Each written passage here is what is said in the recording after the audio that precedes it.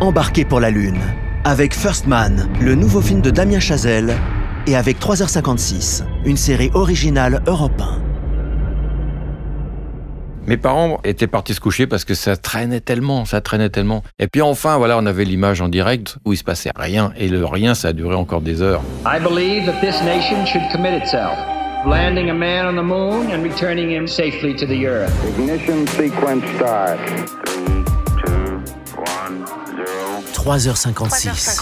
Au moment même où Armstrong mettait le pied sur la Lune. That's one small step for man. Jean-Pierre Jeunet est cinéaste. Il a écrit et réalisé une dizaine de films, dont Alien la Résurrection, Un long dimanche de fiançailles ou Le fabuleux destin d'Amélie Poulain. En juillet 69, je dois avoir 16 ans, si j'ai bonne mémoire, l'âge de la première mob. Je me souviens très très bien de cet événement, parce que quelques jours avant, mon copain Jean-Paul Cauve de Tromblay, me prénom aussi, a acquis sa première mobilette. Et évidemment, je lui dis laisse-moi faire un tour. Et je me rétame, mais alors quelque chose de phénoménal. Je me relève, je suis en sang, la cuisse en sang. Puis je dis à mes parents, j'ai eu un petit problème. Mon père a regardé, il a tourné de l'œil. Et quelques jours après, c'était la soirée, donc je l'ai regardé sans pouvoir bouger, avec plein de pansements partout, endolori. Et je me souviens que pour nous faire patienter, la télévision avait passé une comédie musicale avec Jane Kelly, Fred Astaire, Ginger Rogers, je pense, si j'ai bonne mémoire. Now, how did you say that last step went? Oh yes.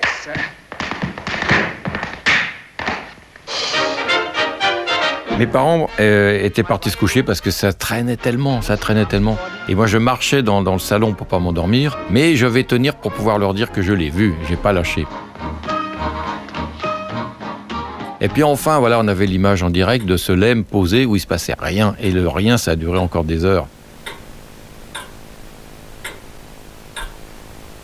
Nous attendons maintenant la mise à feu du LEM, la mise à feu la plus longue de toute l'histoire de l'astronautique américaine.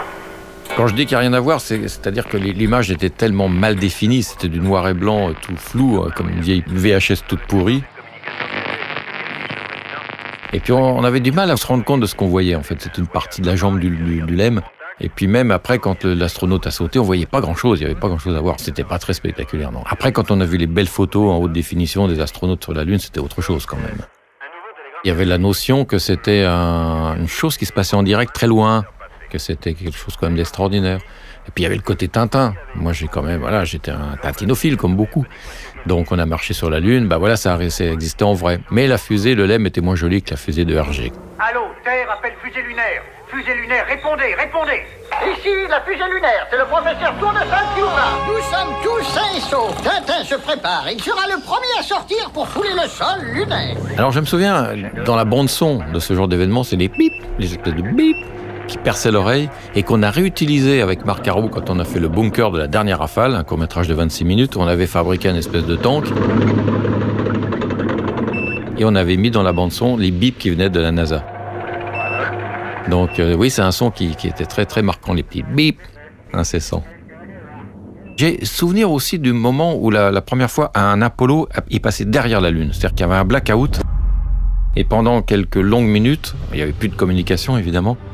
Et quelque part, ça excitait mon imaginaire, ça. Je me disais, mais si ça se trouve, ils vont jamais réapparaître, on ne saura jamais pourquoi. Peut-être qu'il y a des aliens cachés derrière qui vont bouffer la fusée, etc. Tu as un monstre au fond de toi. Il t'a mis un alien à l'intérieur du corps. D'ici quelques heures, il va sortir en te crevant la cage thoracique. Et tu vas mourir. D'autres questions ? Alors en 69...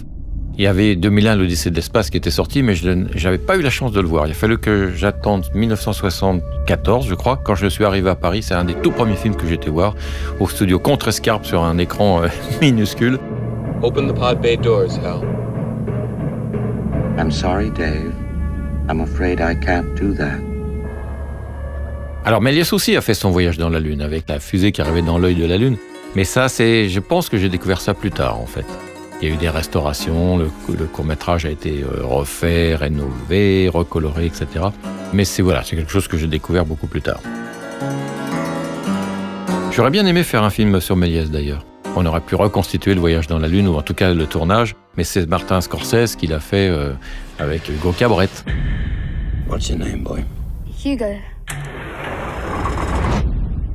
Hugo Cabret. Et quand je l'ai vu, Scorsese était là, j'ai été le voir, je lui ai dit bravo, merci, maintenant j'ai plus qu'à faire des fromages de chèvre. Alors il a éclaté de son rire tonitruant, et je lui en ai un peu voulu quand même d'avoir fait ce film qui était vraiment pour moi, quoi.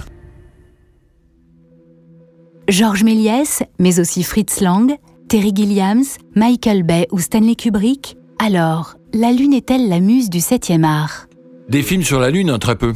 Pourquoi ? Je pense parce que la réalité est plus forte que la fiction.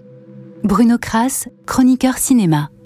Depuis Armstrong, la Lune est beaucoup moins un rêve pour le cinéma parce que ces images qu'a vu le monde entier étaient tellement fortes, tellement belles, tellement impressionnantes, tellement magiques. C'est un petit pas pour l'homme, c'est un grand pas pour l'humanité, etc. Personne n'a osé refaire ça. Et c'est difficile de re-raconter cette histoire. C'est pour ça que c'est passionnant de savoir comment Damien Chazelle l'a fait. Voilà, on a marché sur la Lune, on sait exactement comment c'est, on connaît les cratères, on la connaît par cœur la Lune. Elle fait moins rêver aujourd'hui. La Lune fait moins rêver. Maintenant, c'est Mars parce que on sait qu'il y a de l'eau, que c'est une planète qu'on peut atteindre. Ce qui va arriver, c'est que Mars va être un sujet, et puis l'exploration de l'espace. L'espace, ça inspire comme le western inspirait des pionniers du cinéma. Les Américains ont conquis l'espace de l'Ouest. Maintenant, la conquête de l'espace tout court, c'est un grand thème du cinéma. D'ailleurs, ce qui est très intéressant dans les films autour de l'espace, c'est qu'il y a deux sortes de films. Il y a les films autour du merveilleux, comme Star Wars, avec des personnages, des figures, des animaux fantastiques dans l'espace qui sont totalement créés. Et puis, il y a énormément de films qui sont sur les hommes, parce que L'étoffe d'héros, qui est un très bon film de Philip Kaufman, c'est les hommes. Gravity, Space Cowboy, Seul sur Mars, c'est des aventures humaines en fait. C'est qu'est-ce que fait l'homme face au vide, face à l'immensité d'espace, face à l'inconnu. L'inconnu fait toujours rêver, et surtout l'inconnu c'est une page blanche pour les scénaristes, quoi. Je dirais pas qu'il faut être visionnaire, parce que visionnaire, ça peut avoir quelque chose de scientifique. C'est-à-dire qu'un scientifique doit être visionnaire pour prévoir ce qui peut se passer plus tard.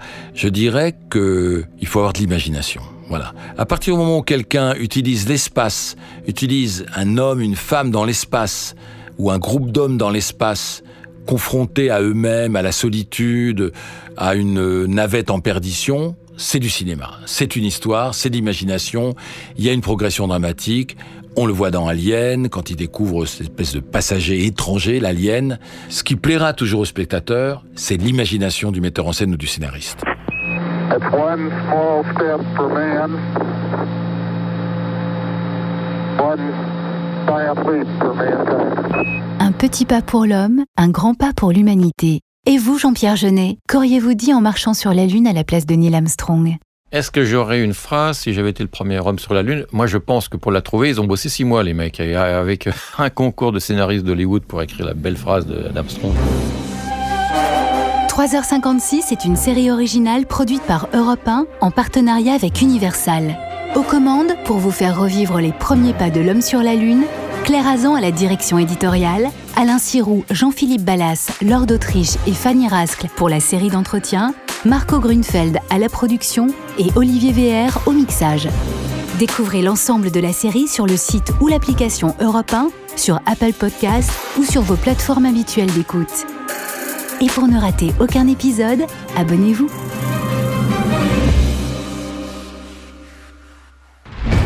Pour continuer le voyage vers la Lune, ne manquez pas First Man, le nouveau film de Damien Chazelle avec Ryan Gosling dans le rôle de Neil Armstrong. Neil, si ce vol est un succès, vous entrerez dans l'histoire. Nous ne prévoyons rien d'autre qu'un succès sur ce vol. First Man, l'histoire du premier homme sur la Lune, l'aventure unique de la mission la plus dangereuse de l'histoire. Le 17 octobre au cinéma.